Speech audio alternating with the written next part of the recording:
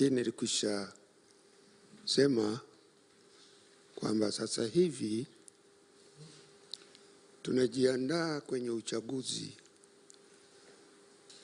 mwezi Oktoba, Novemba mwaka huu. Badala ya kuja kutoa general overview, nataka tuzungumzie hali halisi tunavyoiona ili twende kwenye uchaguzi wa haki, uchaguzi huru. Uchaguzi wowote ule huwa una msisimko wake, na nadhani kwa kipindi kirefu uchaguzi wa mwaka huu una msisimko mkubwa zaidi. Sasa nitakayozungumza sio mapya. Nitarudia yale ambayo nimekuwa nayazungumza kwa miaka 5 iliyopita. Kumbuka mwezi Disemba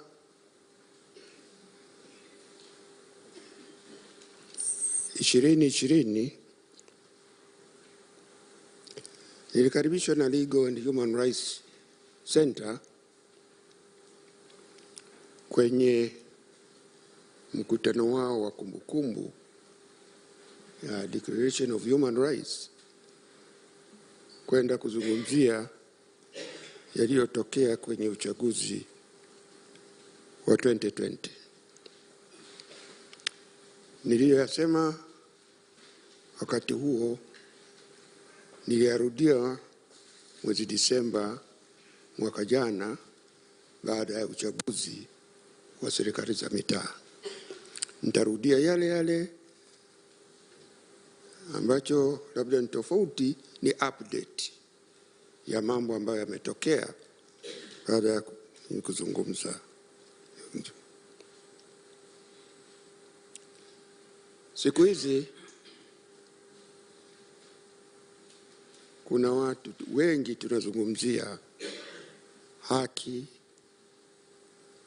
amani, umoja na mshikamano katika nchi yetu.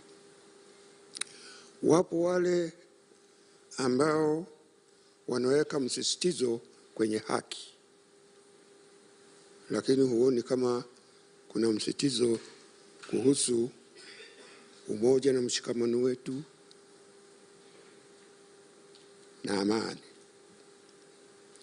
Kuna wengine wanazungumzia amani, msisitizo uko kwenye amani, lakini huwezi kuona msisitizo kwenye haki. Na kuna wengine ambao wanatia msisitizo kwa yote mawili, haki na amani.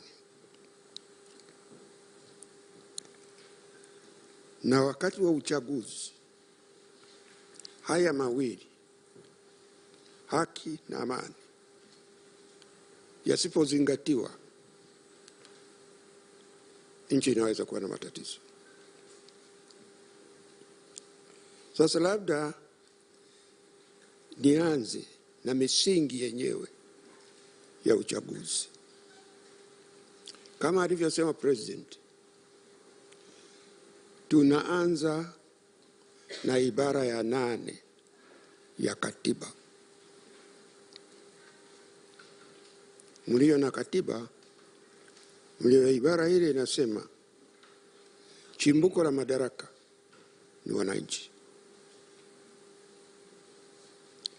Na inasema wananchi watashiriki kwa jinsi ambavyo katiba yaelekeza.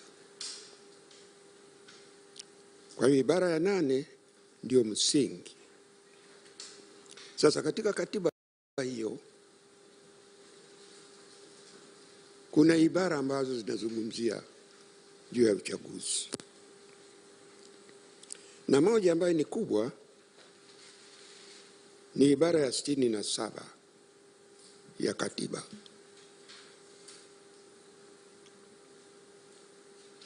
Labda hata kabla sijaenda kwenye 67, uchaguzi unahusisha makundi mawili.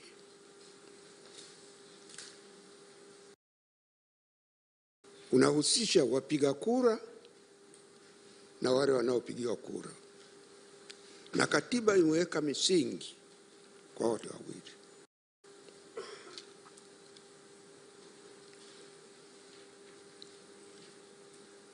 Kwa wapiga kura imeweka msingi kwamba mwananchi yeyote, raia yeyote mwenye akili timamu aliyefikia umri wa miaka 18 ana haki ya kupiga kura, na mwananchi yeyote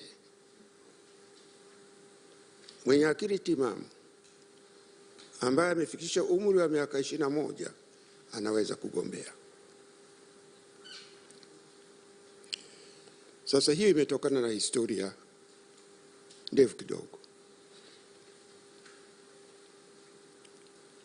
Nchi hii tuna uzoefu wa kupiga kura wa miaka 65, 66.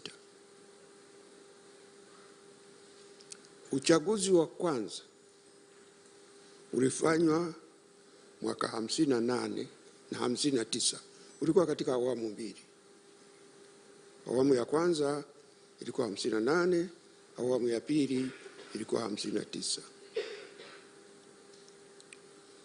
Huu ni uchaguzi ambao serikali ya koloni ililazimishwa kuandaa, kwa sababu kabla hapo wananchi hawakuwa na uwakilishi. Lakini sheria na kanuni zilizoandaliwa kwa uchaguzi wa mwaka 58 haikuwa ya kuwezesha wananchi wote kupiga kura. Ilikuwa ni sheria na kanuni ambazo zilikuwa zinazuia watu fulani na walio wengi wasishiriki. Masharti ilikuwa magumu. Moja ilikuwa kushiriki uwe na elimu ya form 4, uwe na mali ambayo nadhani ilifikia kiwango cha pound 400. Sasa tunazungumzia 58. Wengine hawako hapo. 58 ilikuwa ukija kwenye grupu la watu wengi, kuwapata watu wa form 4 walikuwa wachache sana. Kuwapata watu wenye mali inayofikia paundi 400 ilikuwa sio rahisi. Kwa hiyo ilifanywa wengi. Wakati ule ilikuwa estimates za idadi ya wananchi ilikuwa nadhani 9.4 million mwaka 58. Walioandikishwa kupiga kura nadhani walikuwa kama 40,000. Sasa fikiria, ni uchaguzi katika nchi ya watu milioni 9 na kitu, lakini wa kupiga kura 40,000. Ilikuwa ni sheria ya kuzuia watu wasishiriki katika uchaguzi.